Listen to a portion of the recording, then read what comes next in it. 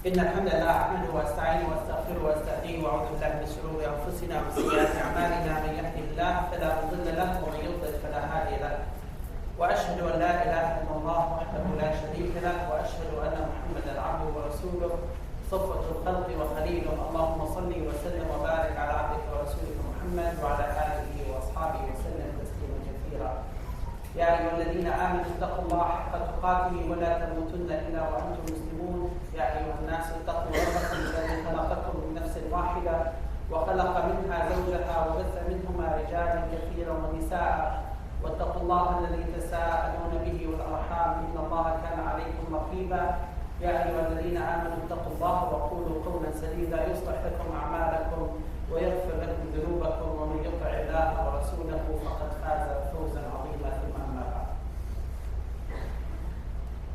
Rasul sallallahu alayhi wa sallam was once walking with Abu Bakr as-Siddiq radiallahu anhu in the desert, and then they found a man, a shepherd with his flocks of sheep, and he approached him, asking him for some milk.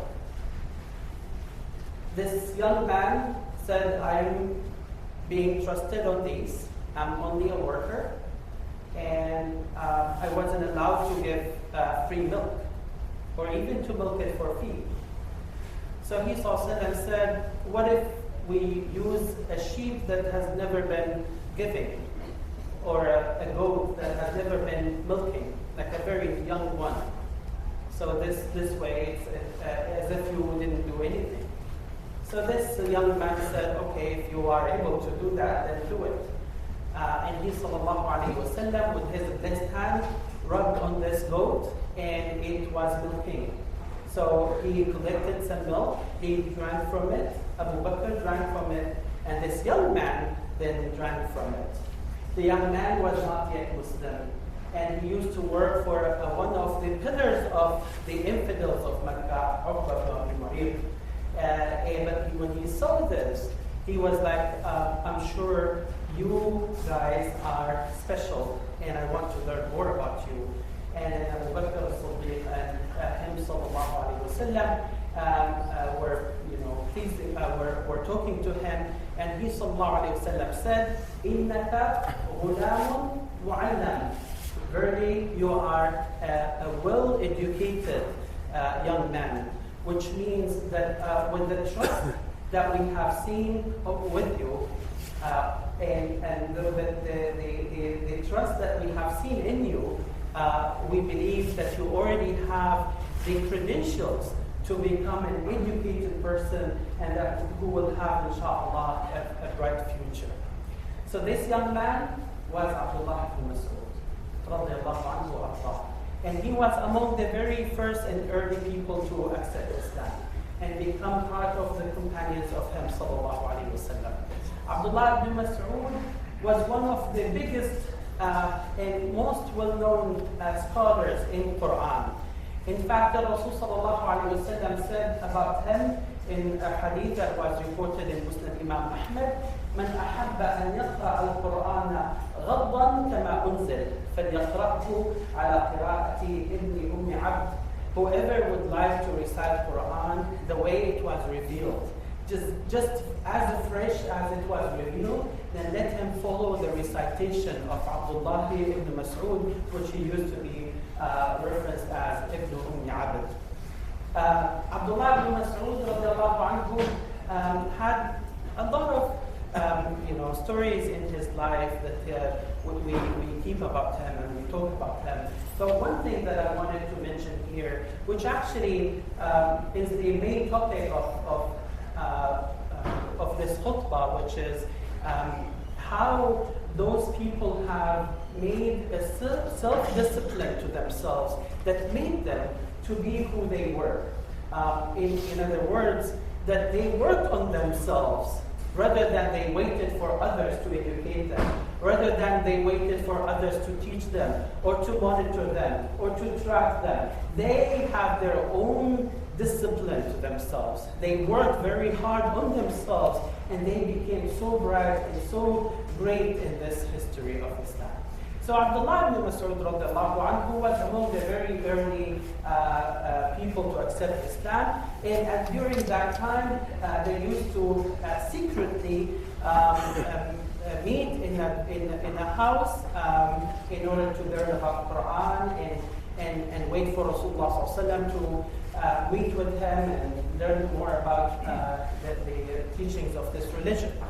On one day, when Rasulullah was not there, they were talking together about an opportunity for this Quran to be recited out loud and reach to the non-believers of Mecca. So they were wondering, well, how would any person with a common sense be willing to reject this Quran when it has all these great things in it? So they were actually reflecting on how much they loved this Quran and how much they found this Quran to be a game changer for them and a life changer for them.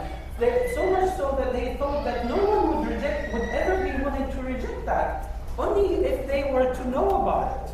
So they were like, what if one of us goes to the Kaaba and just recite Quran out loud? And perhaps if they hear about it, then they may change and they may become Muslims.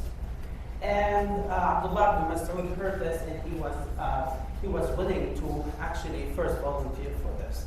So they told him, we don't want someone like you, because Abdullah ibn Mas'ud at that time was just didn't have like a big tribe to defend him, and he was not that popular person. He did not have that much of followers.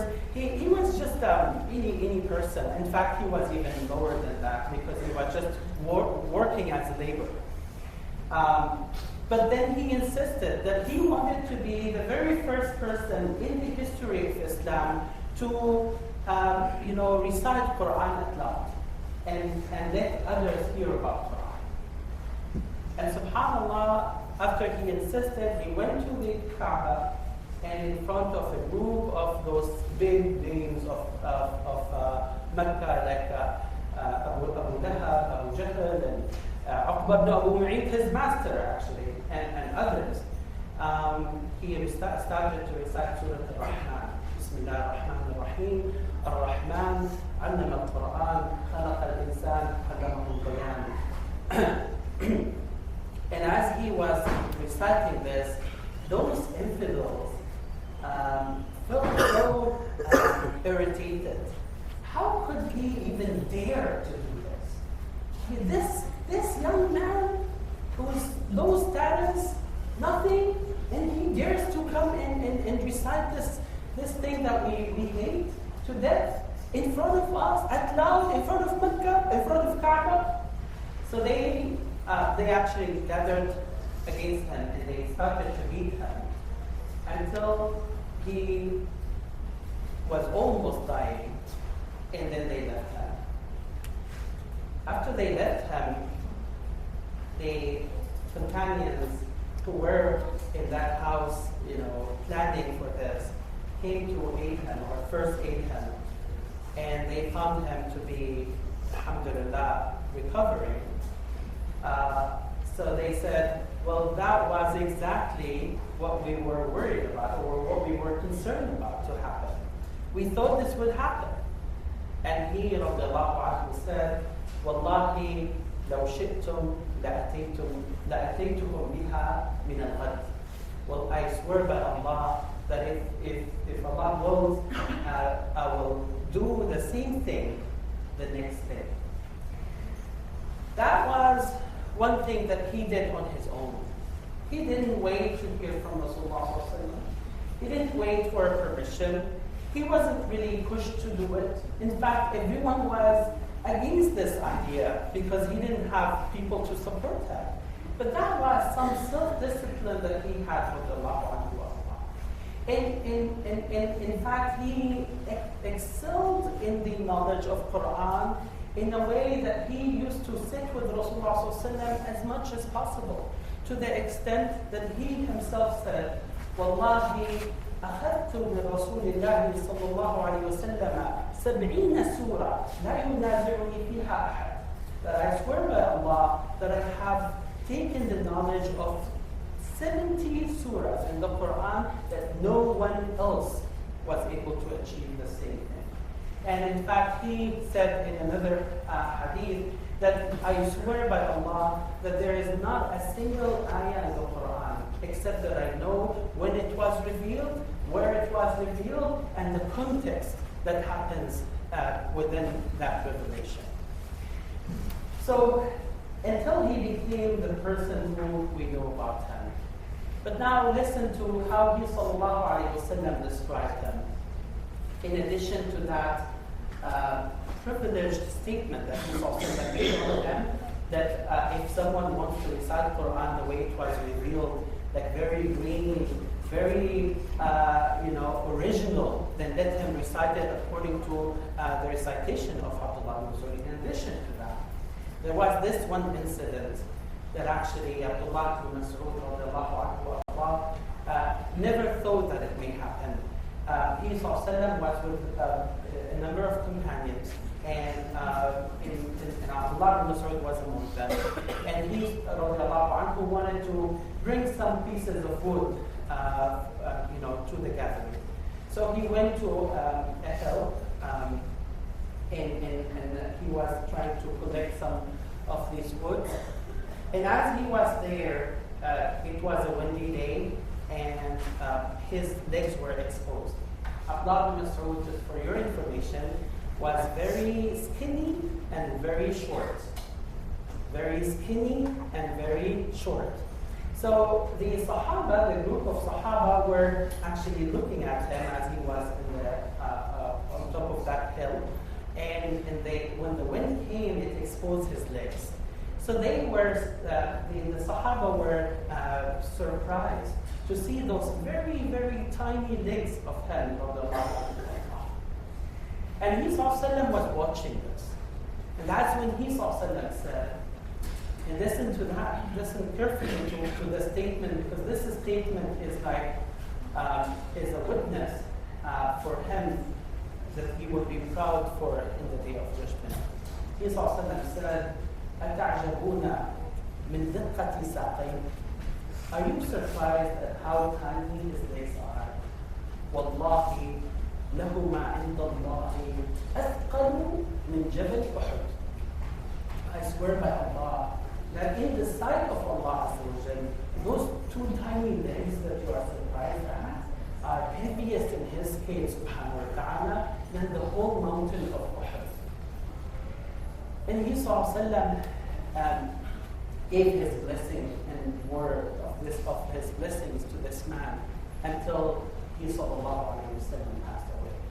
Abdullah ibn Mas'ud continued to be the person who actually served Quran in the time of Abu Bakr as-Siddiq when they compiled the Quran, in the time of Uthman and Affan when they compiled also the Quran and sent it everywhere. And he was one of those very, very few individuals who was trusted in making sure that the Quran that we have now, that we recite and memorize, is exactly the Quran that came from the mouth of Prophet Muhammad sallallahu alaihi wasallam. أقول قولي هذا وأستغفر الله العظيم لي ولكم فاستغفروه وتوبوا إليه إنه هو الرحيم.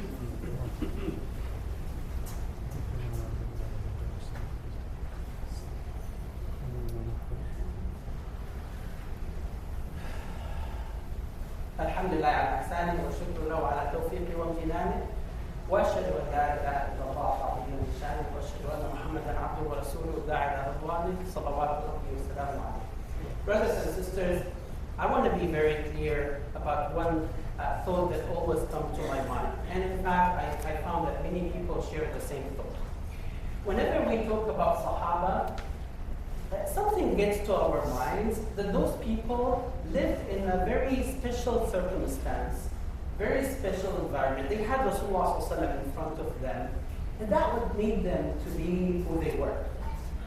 So our time is so different. We shouldn't really expect similar Sahaba. We cannot. I mean, the time is different. The circumstance is different. The environment is different. The role models that we have are different. Everything is different. But I want to prove that this is wrong. Allah Azza wa Jal first said, ثُلَّةٌ مِنَ الْأَوَّلِينَ وَقَلِيلٌ مِنَ الْآخِرِينَ. When he talked about the Sabiqun, who have the highest levels and highest ranks in Jannah. He subhanahu wa ta'ala said that there will be abundant amount of people in the past, but in the future also, in the late time, there will be, but there will be fewer. So, ثُلَّةٌ مِنَ الْأَوَّلِينَ وَقَلِيلٌ مِنَ الْآخِرِينَ. So, which means that there will continue to be until the day of judgment people who will carry that, that bar, that high bar of the Sahaba of the Ra'wah. Yes, with different timing, different circumstance, and all that stuff. And I want to prove this to be wrong by example. And the example comes from Abdullah ibn Mas'ud himself. Abdullah ibn Mas'ud, the Sahabi that I talked about in this past khutbah, in the first khutbah, has once said to a tabi'i, a person who came after the death of Rasulullah, who accepted Islam after the death of Rasulullah. So he never met with Rasulullah. He said to this tabi'i, when they were in a big gathering, he said, Ya Aba Yazid, Ya Aba Yazid, لو رآك رسول الله صلى الله عليه وسلم لأحبك ولأوسع لك في مجلسه والله ما رأيتك يوما مرة إلا ذكرت المخبتين. He said, Oh Abu Yazid, this kunya, this person, this tabi'i, the kunya of him was Abu Yazid. He said, Oh Abu Yazid, I swear if Rasulullah were to see you, if you were to live the time of Rasulullah, he would love you. He would have loved you. And he would have asked you to come and sit next to him. I swear that I never see you, except that you remind me with the best people I have ever seen in my life.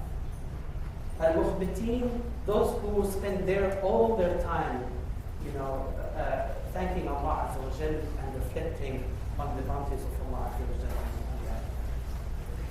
Abu Yazid was a tabi'i, was not a sahabi, but he maintained the same heritage, the same behavior of those Sahaba, even though his time was different. And actually, in the time of this Abu Yazid, which I will come to his name in a moment, inshallah, in his time, there were more fitan, like the fitna of Ali ibn Abi Talib and Muawiyah, the fitna in the time of Uthman, and all those things. There were so many fitnas, so that if you compare them to the time of Rasulullah, that's a huge difference. But yet Abdullah ibn Mas'ud said to this person, if Rasulullah were to see you, he would have loved you. Abu Yazid, his name was Ar-Rabi' ibn Khuthayn. Ar-Rabi' ibn Khuthayn. So who was he? Ar-Rabi' ibn Khuthayn was one of those tabi'een, very self-disciplined. Not a big scholar though. Well, he was a big scholar, but he was not known for his knowledge. So he was not like, for example, Ata ibn Abi Rabah or Muhammad ibn Sirin or all those Yahya ibn Ma'in or Imam al-Thawri. He wasn't like of those caliber. He was not like a person of like high profile in knowledge. But he was a very self-disciplined, that he made sure that whenever he is by himself or in front of the people, he is the same person. And that he achieves the highest level of piety and the highest level of iman. Rabi' ibn Hussein, from his stories, he was once in the marketplace, and a person threw a rock, a huge rock, that came on his head, and it bleeded him severely. So when he saw this, he said, اللهم إنك تعلم أنه لم يقصدني اللهم اغفر له. He said, Oh Allah, you know that he did not mean to do this against me. He did not do it deliberately against me. Oh Allah, forgive him. Never panicked, never replied, even though he could have.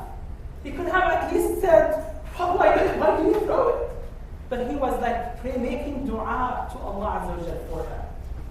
And he wanted to even treat himself, and that was part of his self-discipline. He wanted to treat himself that not to take revenge and not to reply in the wrong way. So he said, Oh Allah, you know that he did not deliberately make this against me. In another incident, Rabi' ibn Khuthaym, he had his horse. And as you know, in those times, a horse was like the most precious thing people may have. And in fact, they use it for different multi-purposes, for their transportation, for when they have to go for to defend the Muslims and all that stuff. It was the most precious thing that they may ever have. He had a very special horse that was valued at 20,000 dinar of that time, which was a huge amount of money. Somebody stole that horse. So the people around him saw how much he was sorry about it, and they felt how big of impact this would have on him, especially of that high price. So they said, why don't you make dua against him? So he made the dua in front of the people, teaching himself and teaching others how a real Muslim should be. He said, Allahumma in kana faqiran fa'aghnihi bih. Oh Allah, if this robber, if this person who has stolen my horse, if he is a poor and needy person, oh Allah, this is a gift for him so that he becomes rich. Allahumma wa in kana ghaniyan, Allahumma faghfir lahu. And if he is a rich person, oh Allah, forgive him for what he has done. That type of behavior, that type of feeling, brothers and sisters, is exactly what made those people who they were. It wasn't really about what people looked at them or what people thought about them. It wasn't about taking the time to talk in front of the public.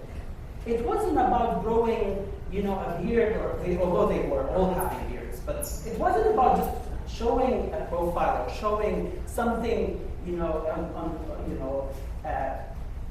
front of the people. It was a very self-disciplined life that they had that made them go to that highest level and highest ranking in the sight of Allah. Brothers and sisters, Rabi' ibn Khuthaym was never seen doing anything of the sunnah in front of the people. He would hide everything and do it at home, so that he will not actually expose his ta'ah, his good obedience to Allah Azza wa Jalla to the people.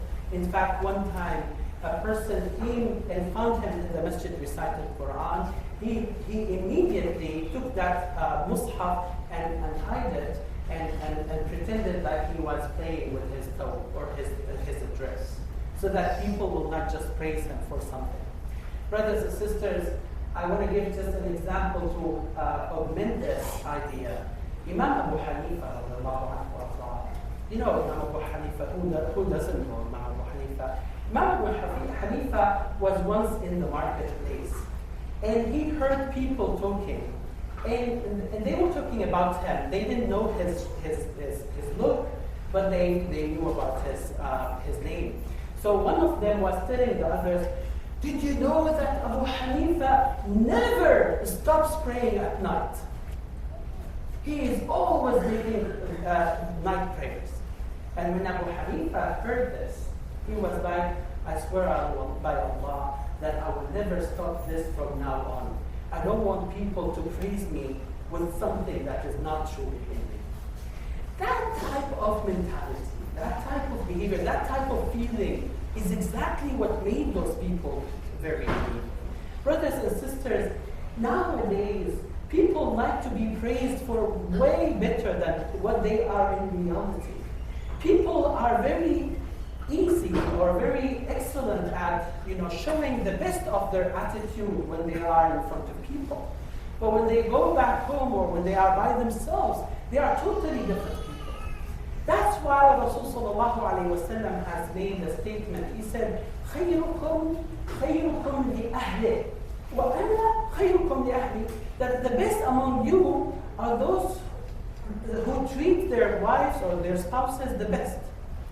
I mean, people usually use that to say, okay, husband and wife should be good to each other. But you know what this really means?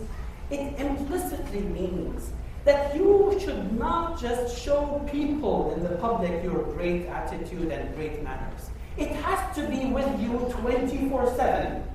And those who live with you for the most time, which is your spouse, they should reflect upon it. They should feel it. They should be the ones who would see it day and night. And not only that you manage and control yourself only when you are with the people outside, and when you go back home, or when you are by yourself, you go back to your old habits. That's what خيركم لأهله. That it is something inherent in your akhlaq, in your attitude, in your personality, that it is not just because of people around you. Brothers and sisters, we need those type of people. We need people who are actually self-disciplined, who work on themselves regardless of what environment they live in, what circumstance they have, who the people around them, what difficulties they are going through, regardless of all of that. And those are the ones who carry the message of Islam. No one else. Others are like balloons. They may look very big, but in a blink of an eye, they may explode, just facing the very first attack. Allahumma salli ala Muhammad wa ala ali Muhammad, kama sallaita ala Ibrahim wa ala ali Ibrahim, wa barik ala Muhammad wa ala ali Muhammad, kama barakta ala Ibrahim wa ala ali Ibrahim, innaka Hamidun Majid. Allahumma ighfir lil muslimina wal muslimat, wal mu'minina wal mu'minat, wal ahya'i minhum wal amwat. Allahumma arina al-haqqa haqqan warzuqna ittiba'ah, wa arina al-batila batilan warzuqna ijtinabah. اللهم يا ربنا احينا مسلمين وتوفنا مؤمنين والحقنا بالصالحين غير خزايا ولا مفتونين. اللهم اذا اردت بعبادك فتنه فاقبضنا اليك غير مفتونين. اللهم ثبتنا بالقول الثابت في الحياه الدنيا وفي الاخره. اللهم انصر عبادك الموحدين في سبيلك في كل مكان. اللهم يا ربنا انصر عبادك الموحدين في سبيلك في كل مكان. اللهم فرج هم المحمومين ونفس كرب المكروبين واقض الدين عن المدينين واشف مرضانا ومرضى المسلمين. اللهم يا ربنا من اراد المسلمين بسوء فاشغله بنفسه وشاركينه في نحره. اللهم يا ربنا دمر من اعداء الدين فانهم لا يعجزونك. الهنا ارنا فيه اليوم الاسود الخير عاد وثمود. يا رب العالمين يا رب العالمين اشف صدور قوم المؤمنين برحمتك يا ارحم الراحمين. Brothers and sisters, I wish if we want to take away one message out of this whole khutbah, is the message that Abdullah ibn Mas'ud made to Rabi' ibn Hussein. لو رآك رسول الله صلى الله عليه وسلم لأحبك. If Rasulullah صلى الله عليه وسلم were to see you, he would have loved you. Let's think about this. What if Rasulullah صلى الله عليه وسلم were to see us? Would he love us?